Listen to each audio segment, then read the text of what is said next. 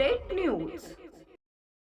यवतमाळमध्ये विभागीय महसूल महोत्सवाचा थाटात प्रारंभ, पालकमंत्र्यांच्या हस्ते उद्घाटन।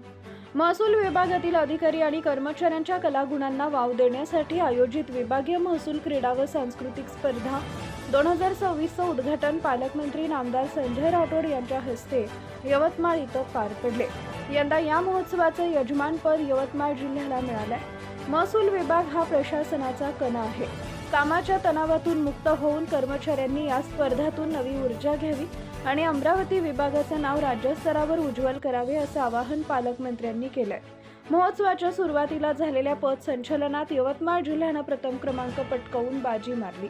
21 ते 23 फेब्रुवारी दरम्यान चालणाऱ्या या महोत्सवात क्रिकेट, फुटबॉल, खो-खो यांसारखे मैदानी खेळ आणि विविध सांस्कृतिक कार्यक्रम होणार आहेत। या सोहळ्याला जिल्हाधिकारी विकास मीना, पोलीस अधीक्षक कुमार चिंता, विभागीय अप्पर आयुक्त आणि अमरावती विभागातील 5ही जिल्ह्यांचे महसूल अधिकारी कर्मचारी मोठ्या संख्येने उपस्थित होते।